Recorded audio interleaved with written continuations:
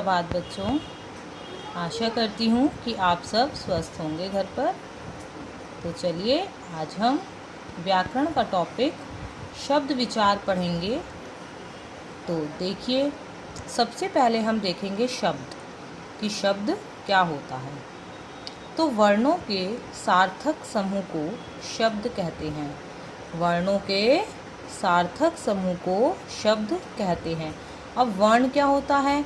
जैसे कि एक अक्षर क, ल, व आदि। अगर हम इनको सार्थक एक व्यवस्थित क्रम में लगाएं और उसका कुछ अर्थ निकले तो वो एक शब्द है। जैसे क, म, ल, कमल।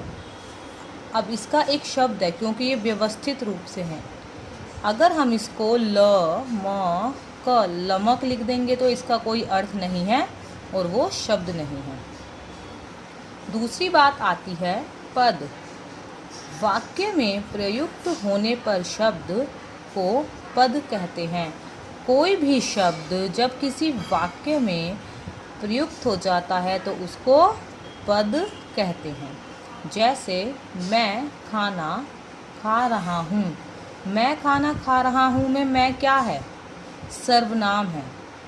इसमें हमने एक शब्द लिख दिया मैं। अब मैं इसका कोई स्थान है, हम इसको कहीं पर भी नहीं लिख सकते, यहीं आएगा ये। तो इसका स्थान क्या हुआ? सर्वनाम। इसका पद है, ये मैं पद है। आगे देखेंगे शब्दों का वर्गीकरण। क्या देखेंगे? शब्दों का वर्गीकरण। उत्पत्ति के आधार पर, रचना के आधार पर, अर्थ के आधार पर, प्रयोग के आधार पर। शब्दों का वर्गीकरण 4 भागों में है: उत्पत्ति, रचना, अर्थ, प्रयोग।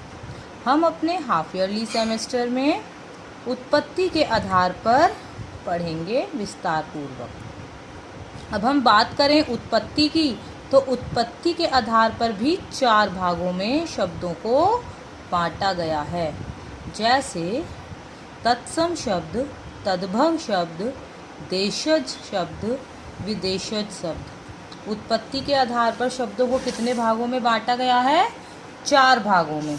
तो आइए अब हम इनको इस विस्तार पूर्वक देखेंगे कि इनके अंतर्गत कौन कौन से शब्द आते हैं।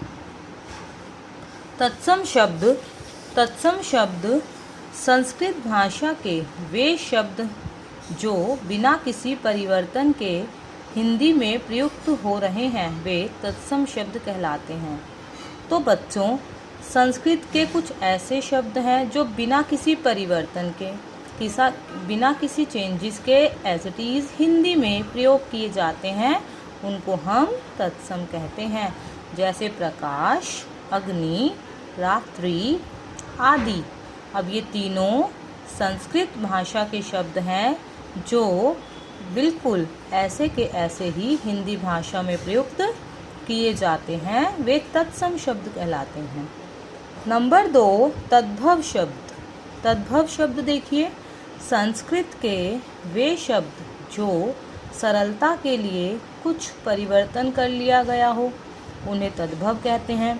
अब कुछ संस्कृत के शब्द ऐसे हैं जो हमने अपनी सरलता के लिए परिवर्तन कर लिया है ना, तो उनको तद्भव कहते हैं। जैसे दुग्ध।